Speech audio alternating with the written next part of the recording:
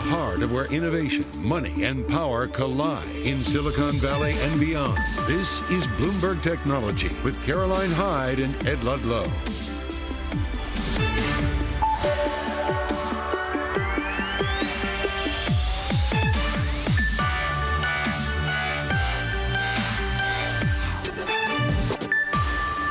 Ed Ludlow here in San Francisco. Caroline Hyde's off today. This is Bloomberg Technology. Coming up on the program, full coverage of the tech companies making headlines, from Virgin Galactic's spaceflight to Micron's earnings, and even Coinbase calling for a dismissal of its SEC suit. We got you covered. Plus, AI video startup Runway raising an additional $140 million from Google, Nvidia, and other investors. We have the exclusive interview with the CEO.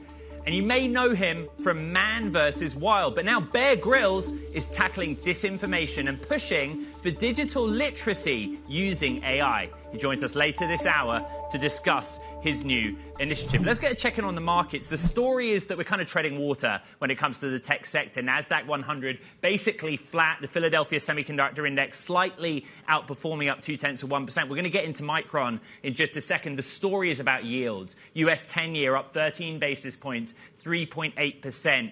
2 rate hikes priced in right now. Traders betting that's what we get the rest of the year. We're digesting the commentary, basically, from global central bank leaders. But remember, 24 hours ago, Fed Chair Jay Powell saying a recession in this country, at least, is an unlikely scenario. Bitcoin heading upwards, 1.2% higher, $30,500 per token. Let's get to those tech stories and the individual movers. Top of mind for me right now is Coinbase. For one, the stock is kind of doing interesting things, up 2.4%. They want the suit from the SEC thrown out. Sonali Bassett's going to join with an exclusive conversation she just had with the company. Virgin Galactic, we're going to go live to New Mexico, where Virgin Galactic's first commercial space flight has just touched down, but we're down 8.6%. This is a sell the news kind of moment for that stock. And ending on Micron. Micron giving a bullish outlook, suggesting that we're coming out of the trough when it comes from memory chips. But the market's not buying it. There is debate on the street about whether this recovery that Micron has outlined is going to happen as they suggest. Let's get the reaction and the analysis and bring in Bloomberg's Mandeep Singh of Bloomberg Intelligence. Mandeep, the recovery, the trough, are you buying it? Well, so they had some mixed data points. If you look at the guidance, clearly that was above consensus. But when you look at the inventory days going up to 165 from 150, we thought, their fiscal 2Q, the last quarter, was going to be the peak. So clearly, they're writing down less inventory. Last quarter, they wrote about $1.4 billion. This quarter, they only wrote $400 million of inventory. And they didn't give us enough data points around their generative AI exposure. They talked about how high bandwidth memory, but they didn't give us quantification of how much exposure it is, how it's going to ramp. So that's why I would say it was a mixed quarter. But look, I mean, at the end of the day, there are 3 players in memory. And if generative AI is a secular tailwind and we are in the early innings, I think you could extrapolate that there will be memory demand just because it goes hand in hand with the chip and the compute capacity. I love nerding out on DRAM and NAND. I always love nerding out on DRAM and NAND. The thing is, it's such a commoditized chip. And the story that Micron was trying to paint was that all of the laptop makers, PC makers, smartphone makers, they'd built up the inventory and they'd worked through the inventory and they were going to start ordering again. But actually, that kind of contrasted with the outlook for the markets. How many PCs we think will ship this year, how many smartphones we think will ship this year. What did you learn, Mandeep, through Micron's commentary in that respect? Yeah, so they lowered their PC shipment forecast for this year, smartphone shipment as well. They lowered it by a couple of percentage points. So, look, I think near term, given their high exposure to PCs and smartphones, that makes up almost 70% of their DRAM sales. So you could argue that given the high exposure they have to these 2 pockets, which are unlikely to recover in the second half, it makes sense, that they still have work to do in terms of working through the inventory, and the orders aren't going to come back so soon. And they're cutting back supply, which I think is a positive. When you think about the dynamics of a commoditized space, the supply-demand balance is key. So they are reducing their supply. they would hope Samsung and SK Hynix are doing the same. And what it could do down the line, second half 2024 or 2025, is you could see a big pop in pricing, because right now pricing declines are moderating, but no one is expecting prices to go up for memory. If the supply-demand balance is restored, you could see that pricing pop up, given the tailwinds we're talking about from generative AI. Here on Bloomberg Technology, we follow the DRAM. Mandeep Singh of Bloomberg Intelligence, thank you very much. So let's get out to New Mexico. Virgin Galactic officially launching and landing in the last few minutes its first ever commercial space flight. Bloomberg's Lauren Grush, space reporter in chief out there in New Mexico. Lauren, what just happened? Well, actually, you just missed it. The crew just arrived back from their space flight here at Spaceport America. Everyone's celebrating. You might be able to hear some cheers next to me at the moment. It's all smiles. It was a picture-perfect flight today. Unfortunately, you might see the clouds behind me. They did obscure our view here from the ground, but everything went smooth during the actual flight.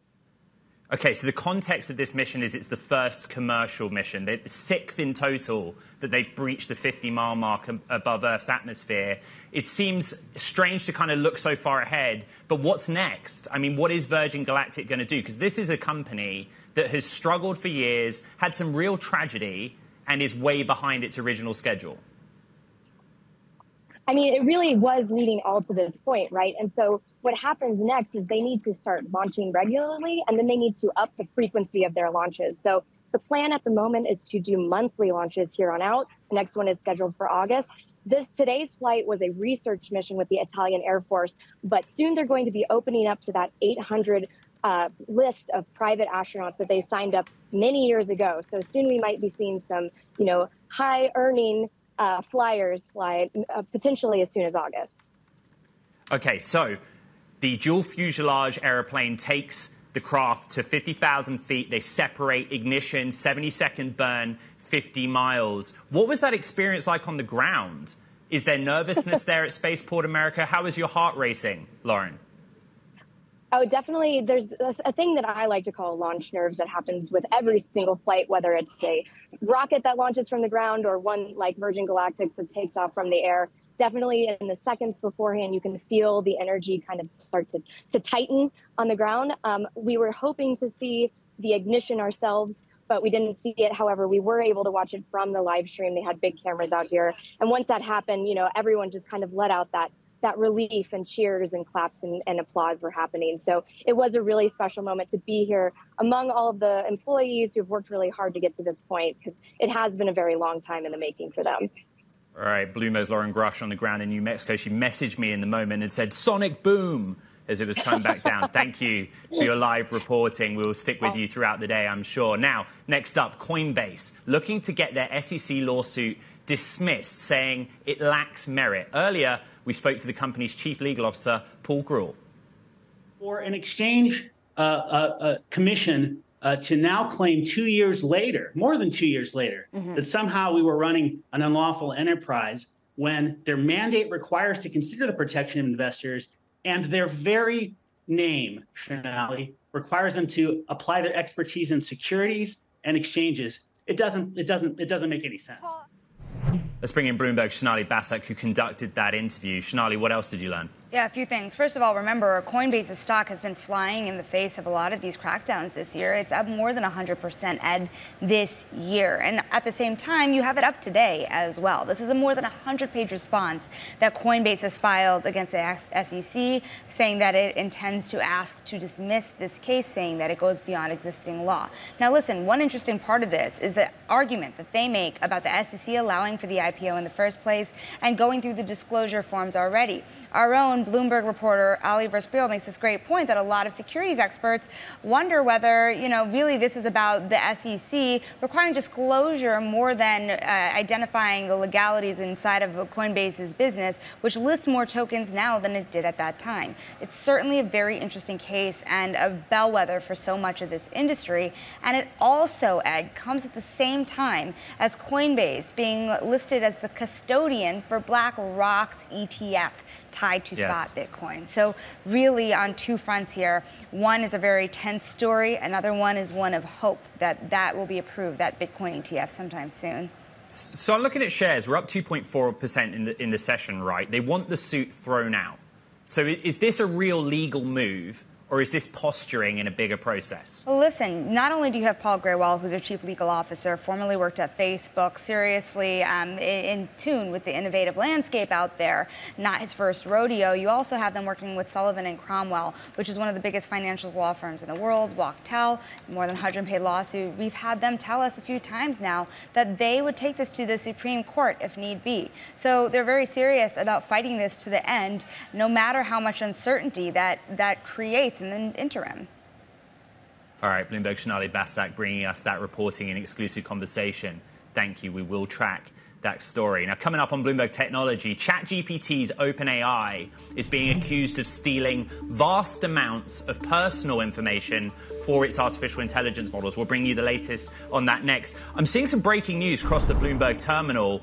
Pokemon Go maker Niantic is closing the studio and cancelling the game. Niantic CEO announcing that move in a blog post. We will track that story. So many of you are tracking Pokemon Go. Some other breaking news. We are getting Savers Value Village opening price, $24.77. Its IPO was at $18 a share. So Savers Value Village opening at $24.70 a share. This discount store that's listing and pricing in this morning's session. We will continue to track how that performs. We've had some energy, a little bit, in the IPO market in recent weeks. Wow! Fast starts to the show. This is Bloomberg Technology.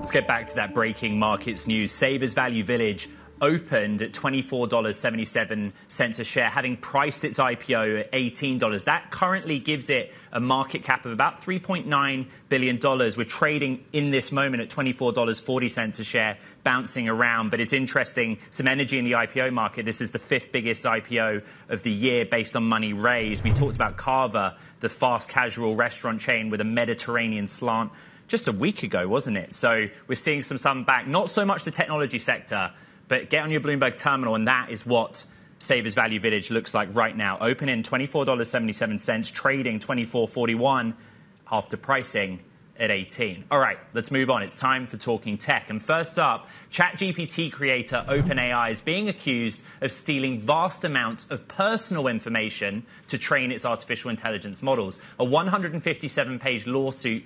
Plaintiffs are alleging OpenAI violated privacy laws by secretly scraping 300 billion words from the internet, tapping books, articles, websites, and posts, including personal information that was obtained without consent. We will continue to track that and seek OpenAI's comment.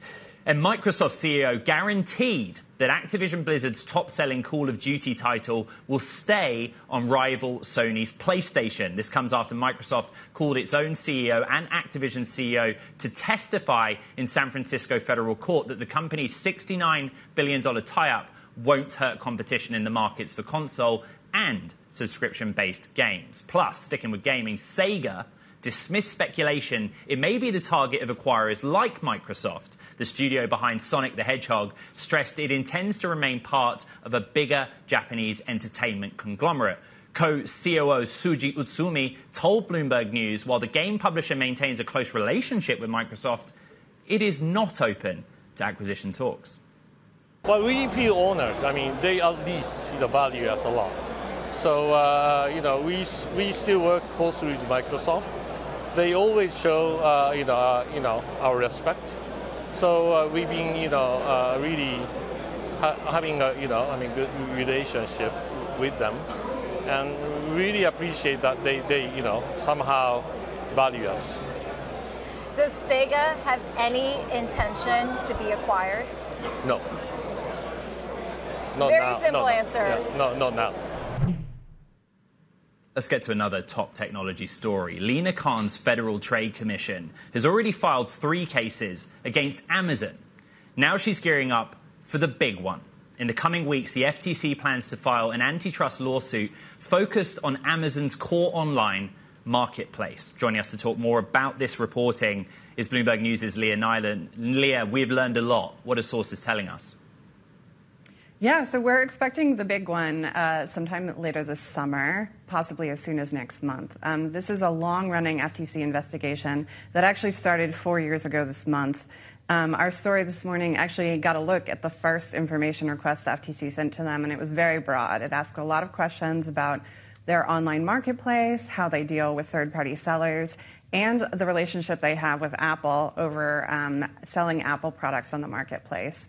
Over the past 2 years since Lina Khan took over the FTC, they've really focused a lot on Amazon. As you mentioned, they've now sued the company 3 times in the past month over consumer protection violations. But this one is sort of expected to be the really big one that takes aim at Amazon's big moneymaker.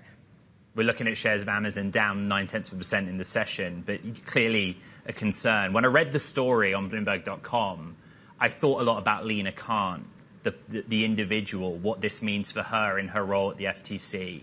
What have you learned about how active and how involved she is in this process? She's been very, very involved since taking over 2 years ago. When she took over in June of 2021, so 2 years ago this month, she sort of reorganized the entire way that the FTC has been looking at Amazon, including giving the investigators some specific lines of questioning to sort of look into.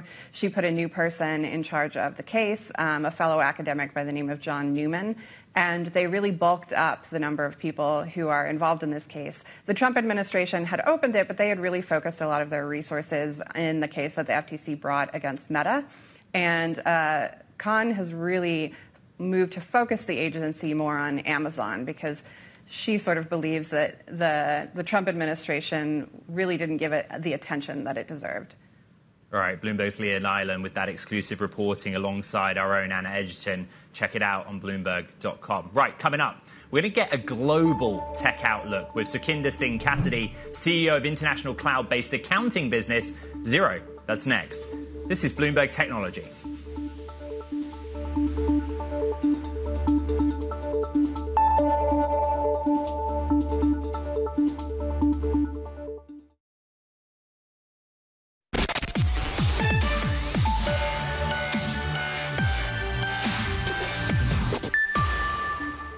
All right, the world's deal makers are down roughly $1 trillion in one of the worst years for takeovers and stock market listings in a decade. That's the year-on-year drop in the value of M&A and IPOs in the first half, a period in which inflationary pressures, financing constraints, geopolitical tensions, the list goes on, nixed activity across regions and sectors. That, according to Bloomberg data, excluding COVID-impacted 2020, it's the smallest first-half total in a decade and below the average for the period.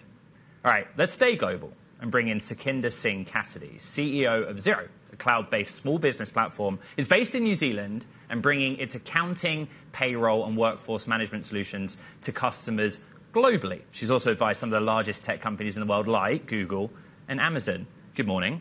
Morning, Ed. Welcome to Bloomberg Technology. Thank you. When you heard that about the first half of this year, I go straight to thinking about what you've seen broadly. Think about all of your customers and the platforms you offer. You must get a pretty good lens into the health of the tech sector. We certainly do. Actually, I think we get a look into the health of the small business economy globally because, of course, Xero has over 3.7 million subscribers that are predominantly small businesses, call it 5 to 50 employees. And I think what we see is a pretty mixed picture. On the one hand, and I'm sure this is no surprise to you, on the one hand, you have rising inflation, supply chain getting more expensive with that, high interest rates. But on the other hand, still low unemployment rates, new business formation is still happening. And of course, you have talent shortages. So what we hear from our small businesses is this is a time of uncertainty and mixed signals, but it's also a time where they really need to manage their cash pretty carefully. I'm really interested in the company.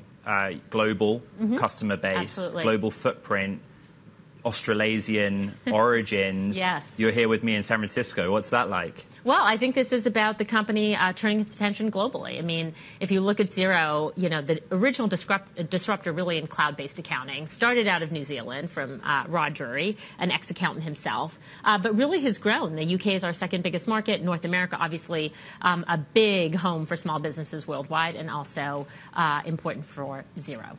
We have to talk about the landscape. I think about QuickBooks as an example here in the US, doing some battle with them.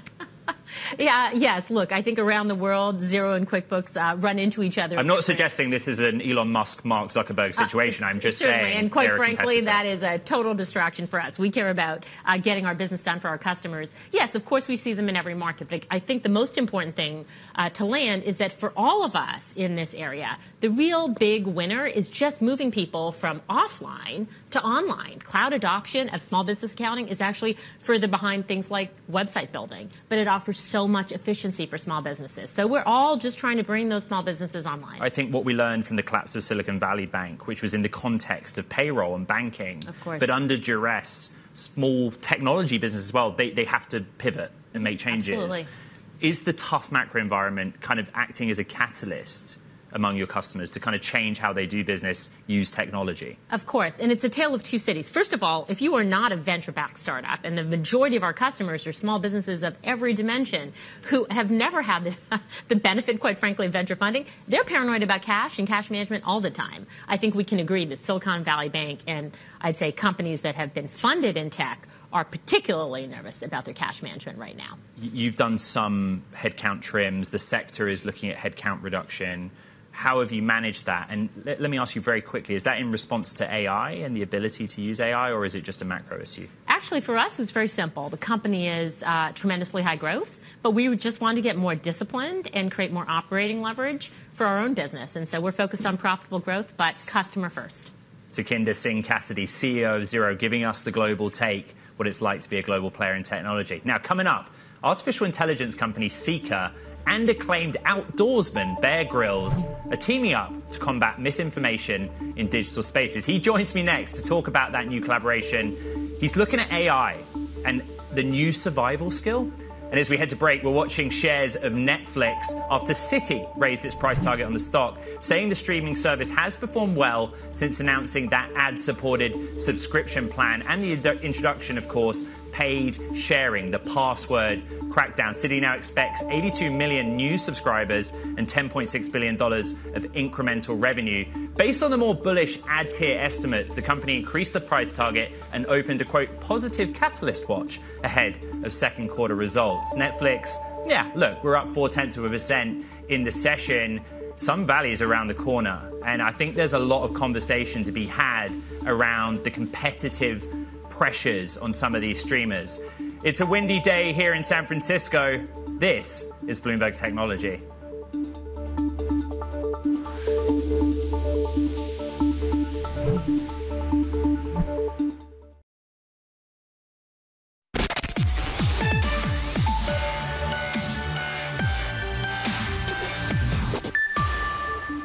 Welcome back to Bloomberg Technology. Ed Ludlow here in San Francisco. Thinking about the markets, and look, we're treading water. Thinking about the NASDAQ 100, very tech-heavy index, basically flat, up 0.03% in the session. The story is really about the Fed and traders betting that we will get 2 rate hikes by year end. That sent yields higher. Sometimes when yields push higher, you look at those stretch valuation tech names on the NASDAQ 100, we see them come down, but we are essentially flat, some names in the green, some names lower. I'm checking Apple, up 0.2%, $190.70 a share would give Apple a market cap of $3 trillion. We are on watch for that, but some way off it. We need a few tenths of a percent more of a gain to see that. JD.com, a US-listed shares of the Chinese company, moving to the downside, down 2%. Its founder has registered to sell stock. That may be having an impact. And Microsoft, also interesting. The big news story this Thursday is that Microsoft and OpenAI are going to help Moody's Investor Services build a generative AI tool for use in Moody's customers. Not doing much to boost the stock, up 0.2%, just flagging it as an example that some of the AI headline hype is not necessarily moving the needle when it comes to these equity markets. Now, I want to take a moment to quickly highlight some of the content coming from Bloomberg Originals. On tonight's episode of The Circuit, Emily Chang meets with Hailey Bieber, who talks about founding her skincare company Rhode, the bubble of celebrity beauty brands, and social media backlash.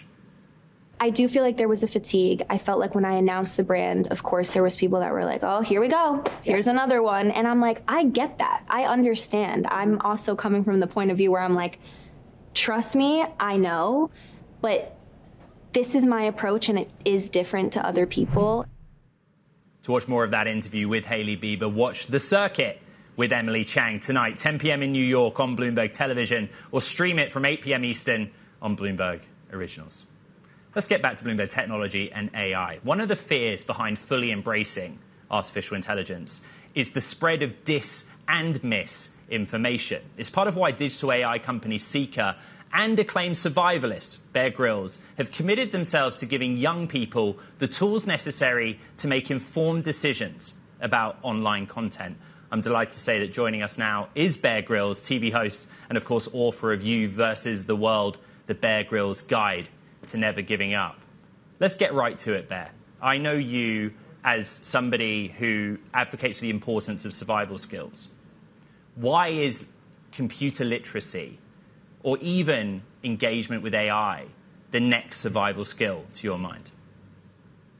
Because I think young people need to be empowered with modern day survival skills that are going to be relevant for their life and empowering for their life.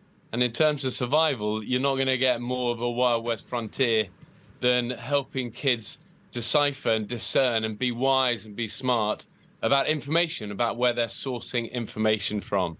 And, you know, I think we've never had a time in history where it is so challenging for young people to be smart, to be empowered, to be digital survivors, to be digitally literate, and to have an understanding of what is real and what is, you know, propaganda or misinformation. So Seeker speaks to that.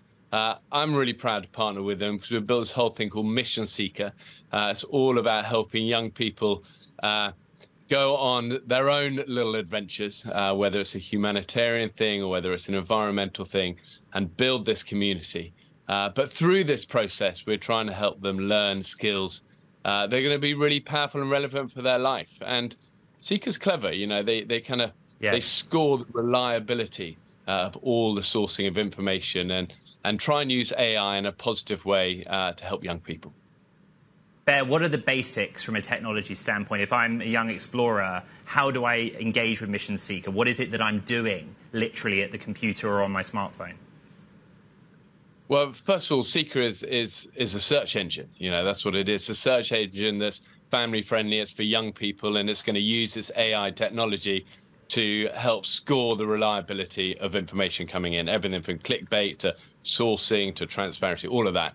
And then within that, we've built this missionseeker.com, which is basically, it's like an education adventure platform for young people to share their adventures. So it's a sort of, it's a motivating thing to get young people to be able to then use the Seeker technology in their life. But we've got some great young ambassadors leading the way for us who are already out there shooting really fun humanitarian and environmental missions. And every month we're going to set a new one. And people all around the world have started to get involved with this, to shoot and film their own little adventures and build this community. And like I say, you know, it's trying to do something good in this AI space where you obviously hear a lot of negativity and, you know, the AI is going to be so dangerous. And of course, new technology, everyone's always nervous of new technology. Nobody likes change, do they? Apart from a baby with a wet diaper. An interesting analogy. What was the catalyst? I mean, here on Bloomberg Technology, we've been talking about artificial intelligence day in, day out for a long time. But we recognize that November and ChatGPT becoming available to the public had a global effect. What was it for you that got you thinking that you need to be involved here? Well, often the things that actually put some, you know, parameters and boundaries and positive, you know, things surrounding technology is always the second phase to come. You know, the first thing is the technology, isn't it? And it goes at 1,000,000 miles an hour, and something like ChatGPT comes along and everyone's in it. And there's a good part of that, but there's always going to be a bad part as well. And, you know, it really is, you know, when I say it's a tsunami of information, not only coming at young people, but also then being generated and put out. And we're sort of trying to then put some tools, is tools the right word? I suppose it is, tools around it to then help. Kids are smart themselves. They know it. You know, they're much smarter than we often give them credit for. But you've got to resource them with the tools to be able to be smart. And I think ultimately that's what Seeker is about. And then Mission Seeker is about trying to make a fun adventure platform to bring kids into that space. Bear Grylls, we are familiar with you and your programs and your books going out into the wilderness and using as few tools as possible. Paradoxically, I'd like to ask you which artificial intelligence tools you do engage with yourself, how you use the technology in your day-to-day life. Well, first of all, I'm not a kind of a digital dinosaur like that. I'm not like, oh, we can't. Yeah, you got to embrace technology. You got to embrace change. You got to use it. You know, if you think survivors of old, they were always using the latest stuff, whatever would help them.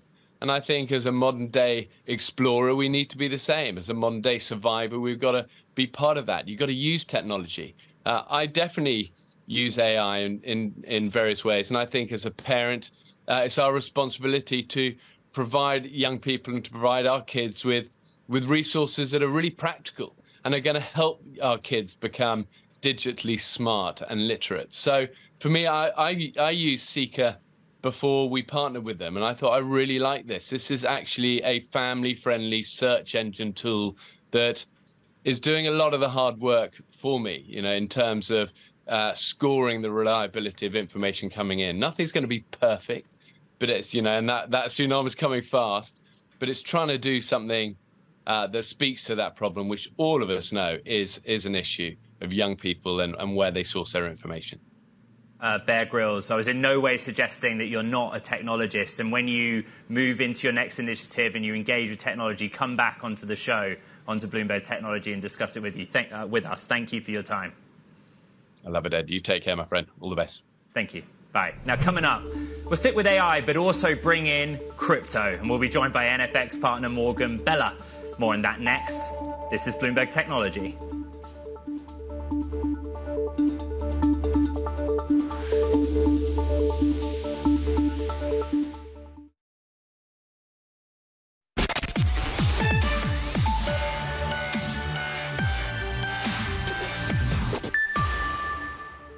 Let's bring in Morgan Bella, general partner at NFX Capital Management, a VC firm investing in gaming, generative AI, fintech, crypto, the list goes on. She's also the co-founder, of course, of Libra, which was Facebook's own attempt at a cryptocurrency. It is today's VC Spotlight. Good to see you. Thank you for having me. Great to see you in person. We could talk about anything. Let's talk about AI. NFX is moving, is acting on what's happening all around us here in San Francisco, Silicon Valley. How are you doing it from an investment standpoint? Of course. So one question I have and that I've been asking is, what does it mean? People are like, are you investing in AI? I'm like, yes, but what is an AI company? In that every company kind of needs to be an AI company now. Well, people differentiate, though, between AI native and AI adjacent. It's Correct. one way of splitting it up. Correct. So for you, what is the priority or what is the focus there? So two different answers. One is it feels similar to crypto. So as mentioned, I was spending most of my time in crypto. And when we looked at a crypto company, we always said, what is this company actually? Is it a marketplaces company? Is it a fintech company? Is it a media company for which crypto is the rails that enables it to do something that couldn't be done before? And we're viewing AI companies similarly, which is, what is this actually? Is it a legal tech company? Is it a fintech company? Is it a marketplace company for which they are using AI to do something that hasn't been done before? So that's one lens. And the second lens is this leapfrogging piece, which I will shamelessly show that I wrote about recently, which is the concept that AI will move into industries that were or are underserved by SaaS. Give me an example, a tangible example. The legal industry, for instance. Okay. We do not pay CEO Josh Browder, has been on the show and talks about, kind of a similar use case. Your office is in Hayes Valley. We try to make this show global, but what I keep hearing is that everything that's happening in AI is happening here. And we had Gary Tan of Y Combinator on the show 2 days ago, and he called Hayes Valley Cerebral Valley because to his mind, all of the talent that are working on LLMs and foundation models and the VCs backing them, you can find in several isolated blocks of that neighborhood. Do you recognize that? Do you agree with that statement? I very much agree with that statement. I didn't know we were going to be talking about Hayes Valley in San Francisco, but I'm very happy to. So, well, why is it a thing? For the global audience, why are we talking about this tiny neighborhood in San Francisco, which is a tiny city geographically? Tiny city, yeah. it's a tiny neighborhood in a tiny city. So I joined the firm about 3 years ago, and our office was downtown, so near where we are right now. And with all due respect, we're currently on the Embarcadero, which is a beautiful part of downtown. We were in a less beautiful part of downtown. And I felt very strongly that we had to move the office into a more residential area in the heart of the city, because I felt that for the first time, people that were in San Francisco were choosing to be here because they wanted to be here versus they had to be here. And this is post-pandemic? This was January 2021. Okay. But that you saw actually the residential areas coming to life in ways that they weren't before. So we spent a lot of time looking for commercial real estate in a residential neighborhood, which is hard to find because of infrastructural reasons in San Francisco. And we landed in Hayes Valley, which, for those who don't know, San Francisco is like a hand, and Hayes Valley is right in the center of the hand. We're currently over here, like along the water. And kind of by luck, I like to think that maybe we willed it into existence in some way. Hayes Valley is now known as Cerebral Valley, as you mentioned, which is a comment on all of the AI companies and all of the AI talent that you're seeing. And it really does feel alive in a way that I haven't seen in a neighborhood in San Francisco, and I've been here for 10 years. In real terms, a lot of people that watch Bloomberg Technology are founders, early stage or otherwise. They are investors and VCs. They're just people that enjoy technology. And the way that Gary Tan put it is that if you go to, I'm not going to name my favorite, but if you go to any cafe in Hayes Valley. Well, now you have to tell me your favorite. Well, after the show.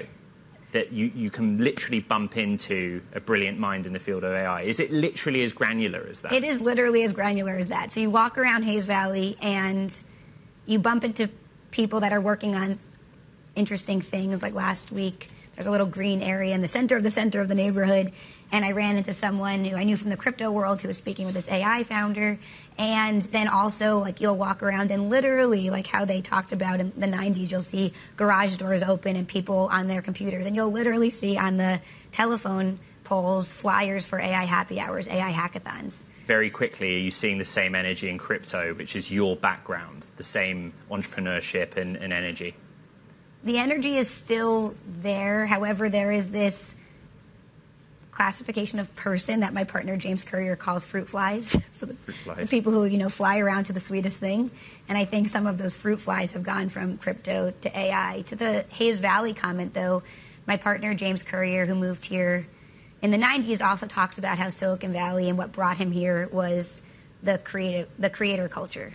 And how when you came here, anyone you would bump into at a cafe or on the street was building something, and that was really exciting. And then he talks about how it transitioned into the money culture and how everyone you talked to was telling you about their Tesla or Lamborghini or whatever. And it feels like for the first time, he said in the past 30 years, we're back at that creator culture feeling in specifically Hayes Valley, and that's nice to feel. All right, NFX General Partner Morgan Bella, good to catch up in person here in San Francisco. Now, coming up, Runway securing an additional $140 million in funding from some big names in the world of tech. We're going to sit down in exclusive with the CEO and Bloomberg's Rachel Metz, who leads the AI charge. That is next. This is Bloomberg.